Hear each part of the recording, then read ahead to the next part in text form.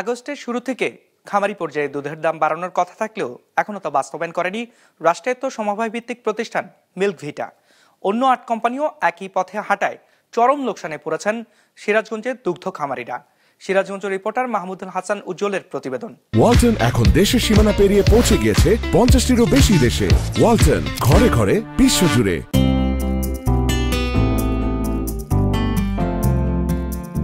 দেখে নিউজিল্যান্ডের মতো মনে হলেও এটি সিরাজগঞ্জের শাহজাদপুরের গোচারণ ভূমিতে রাখালদের গরু চড়ানোর দৃশ্য।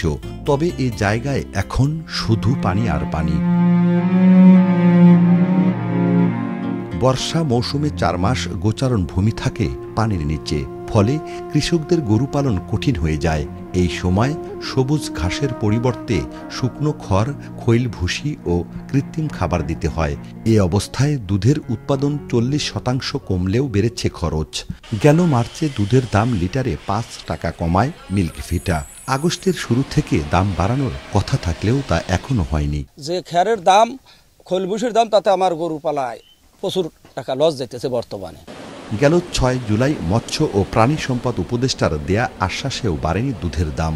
মিল্ক ভিটার কর্মকর্তারা বলছেন, ব্যবস্থাপনা কমিটি না থাকায় দাম বাড়ানো যাচ্ছে না, যদিও তিনি আগে দেয়া সাক্ষাৎকারে উল্টো কথা বলেছিলেন। খাদ্যের দাম কমানোর চেষ্টা আমাদেরকে করতে হবে। আপনাদেরকে যেন দুধের দাম নিয়ে কষ্ট পেতে না হয় সেই চেষ্টাটা আমরা করব। দাম বাড়ানো হবে মর্মে একটা মৌখিক আলোচনা ছিল। বর্তমানে আমাদের কমিটিতে শূন্যতা বিরাজ করতেছে, তো এই জন্য এটার বিষয়ে এখনো কথা হয়নি। বর্ষা মৌসুমে দুধের উৎপাদন খরচ লিটার প্রতি 60 টাকা হলেও বিক্রি হচ্ছে 35 থেকে 50 টাকায়। দ্রুত দাম বাড়ানোর দাবি সমবায় সমিতি সহ ব্যবসায়ী নেতাদের। আর হতাশা জানান প্রাণী সম্পদ কর্মকর্তা। 5 টাকা দুধের দাম বৃদ্ধি করবে, কিন্তু এখন পর্যন্ত 5 টাকা তো বৃদ্ধি করেই নেই, আর বরঞ্চ কমা দিছিল। আপনারা যে কথাটি দিয়েছিলেন দুধের মূল্য বৃদ্ধি করবেন, কিন্তু এটা এখনো বৃদ্ধি করেননি। এই আপনারা এটা বৃদ্ধি না করার কারণে খামারিরা ধ্বংস হয়ে যাচ্ছে। পোতাজিয়া রেশমবাড়ি এলাকাতে ওনাদের বিভিন্ন সমবায় সমিতি আছে, ওনাদের মাধ্যমে ওরা ওদেরকে বাধ্য করে ওইখানে ওদের দুধ বিক্রি করার জন্য। ওই দুধের দামের ব্যাপারে আমাদের কিন্তু ওদের উপর আমাদের কিছু করার নেই আর কি।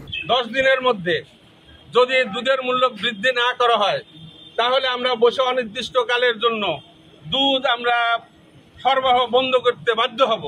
জেলায় বর্তমানে দৈনিক 18 লাখ লিটার দুধ উৎপাদন হচ্ছে। 3 বছর আগে উৎপাদন ছিল অন্তত 21 লাখ লিটার। প্রাণী সম্পদ বিভাগের হিসেবে এই 3 বছরে জেলায় গরুর সংখ্যা 11 লাখ থেকে কমে 9 লাখে দাঁড়িয়েছে। মাহমুদুল হাসান উজ্জ্বল, বিজনেস রিপোর্ট, মাছরাঙা টেলিভিশন।